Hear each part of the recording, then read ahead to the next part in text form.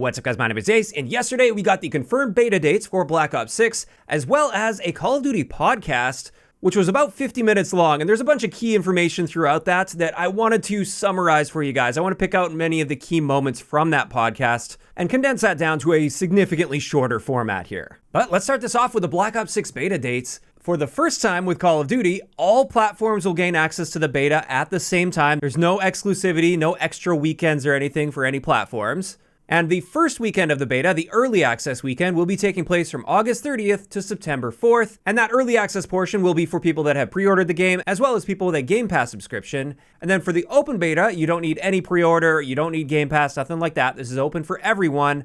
This one will take place from September 6th to September 9th. And personally, I think this is great news. This actually gives them a decent gap compared to some previous years between the end of the beta dates and the launch of the game. And just for reference, this is how many days from the end of the beta until the launch of the game we had for Cold War, Vanguard, Modern Warfare 2, and Modern Warfare 3. And with Black Ops 6, our beta ends 46 days before the launch of the game, which is much better than we saw last year and much better than we saw with Black Ops Cold War. With both of those, their beta ended just 25 days before the game launched. And while 46 days still doesn't give them a ton of time to completely overhaul things, that should at least give them plenty of time to make various adjustments based on feedback.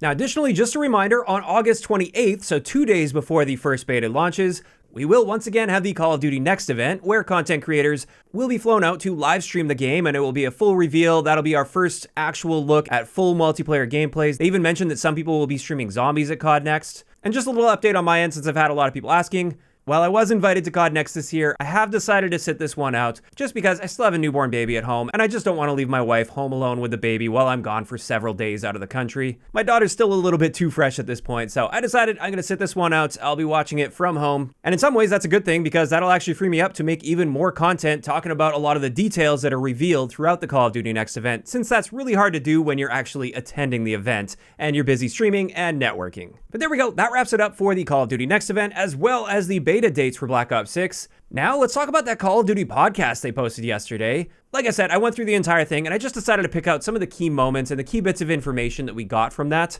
And the first thing they confirmed here, which isn't really a surprise, but it is the first time they've talked about it, is if you reach the maximum prestige level, there will be some form of a secret unlock. And obviously we don't know exactly what that'll be. Time will have to tell on that, but we did get confirmation of that.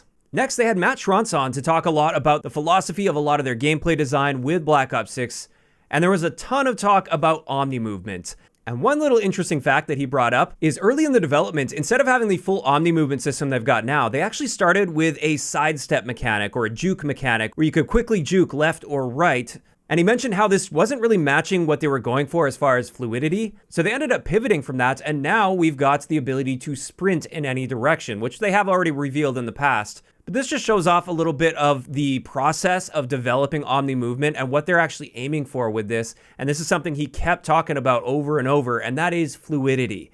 This was a big goal for them in designing the Omnimovement system. They didn't want things to be really jarring. They wanted to keep things feeling as fluid as possible, and they didn't want it to be something that was frustrating to play against. And on a similar note to that, I actually just want to play an entire clip here so I'm not misquoting anything, and it gives you a good indication of sort of the mindset and the approach that they had in regards to the Omnimovement, especially for those players that maybe aren't really sold on Omnimovement, those players that might not want to use it so much and they just want to play Call of Duty traditionally. So have a listen. If you're just sprinting forward and mantling over cover and, doing the things that you've done in the past Call of Duty games, that's going to feel amazing and that's going to feel super fluid.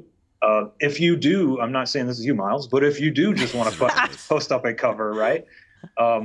We wanted to make sure that it wasn't super frustrating to fight against those players who are living out their action hero fantasies.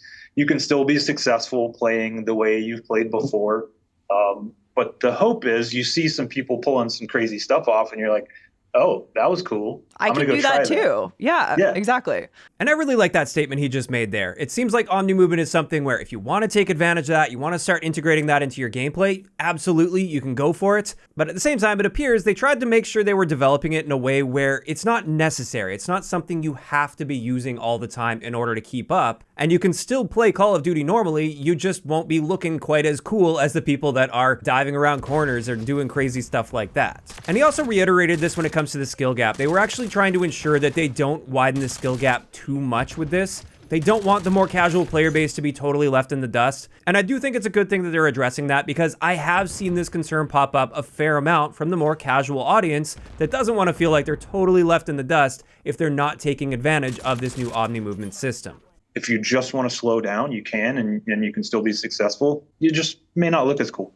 So there we go. Like I said, I do think it's important that they're addressing this for that more casual audience, since that is going to be the majority of the player base. It seems they really want to provide those opportunities to do cool things for those that are interested in engaging with that system without making that system totally mandatory in order to keep up. Next up, another question they answered in this blog post that I've also seen pop up a fair amount is, can you just turn the Omni-Movement system off entirely for yourself? And the answer to that one is no. It is a core part of the gameplay. That's not to say that you have to engage with it. There's just no settings in the menu to totally turn that off. However, they did clarify there is the option to adjust your intelligent movement system, which is the system they showed off a little bit in the Black Ops 6 reveal, where it's basically just going to take fewer button presses if you turn these systems on. It'll take fewer button presses to perform various actions. So it's things like auto mantle or auto sprint and various combinations of things like that. So you don't have to use the intelligent movement systems, but Omni-Movement is a core part of the game that is always going to be there at your fingertips for all players. Next, they touched on score streaks a little bit more and provided some more details that we didn't have officially confirmed yet. Like, we will have a traditional score streak system that will reset on death, and the streaks will not be loopable. And Matt does explain their mindset behind this decision to not have looping streaks, and I'll let you guys have a listen for yourself here. Right now, score streaks do not loop. That was something we've talked about quite a bit. And really the goal there is we want to reward players in a single life fairly with high-end rewards or low-end, depending on your selection. But we really want to avoid score streak spam. That's something I personally just really don't like. I know a lot of players don't like it. I know if you're a really good player, you just want to keep calling them in. And so I get it. But we're erring on the side of less score streak spam for now. But like we said a couple times, we have beta and we'll take all the feedback and go from there. So with that one, I personally disagree. I like looping streaks as long as they're not also stackable streaks where your streak will just earn your next streak for you and you don't have to actually get out there and earn it for yourself.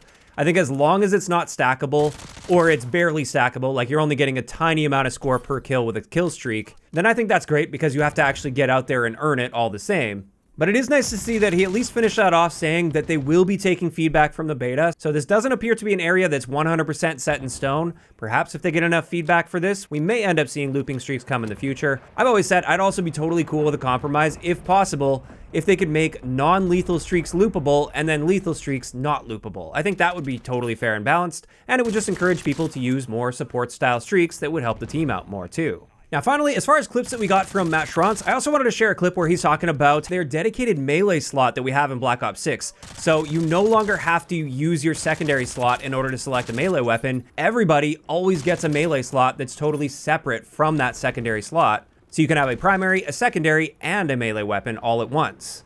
But I mean, that's also another one. We didn't just throw in everybody gets a melee weapon. We've taken a look at tuning. We've got some kind of unique approaches to tuning because we also don't want everybody running around with melee weapons and being annoying little nuisances. And that's nice to see for anybody that maybe was concerned about that. I think this is a cool addition. I'm curious to see how it ends up playing out once we get it in the hands of the community, since the community always plays different from internal playtests. But it seems like it is something that they put in very thoughtfully. They didn't just sort of throw that in there. And with that, that's pretty much it for all of the important information that I pulled regarding Black Ops 6 from this podcast. However, there was also a short section at the end just talking about the future of Modern Warfare 3, specifically Season 5, which will actually be coming next week. And the main thing I pulled out of this one is they're going to be having new variants of Rust, Shipment, and Stash House, and these are going to have a cel-shaded style. Now, they didn't show off any images for this yet. I'm sure we'll get some of that information as this week goes on even. But just a little thing that I wanted to point out here in regards to Modern Warfare 3 from this podcast. And with that, that is going to wrap it up for today's video, and I'm really curious to hear from you guys in those comments down below. First off, how are you guys feeling about how they're handling the beta dates and the fact that it's the same for all platforms this time around? And second, how are you feeling about the various things they talked about in that podcast from yesterday? Just let me know down below. If you enjoyed the video, a like rating is always appreciated, and don't forget to subscribe for more if you haven't already. I'll talk to you guys next time.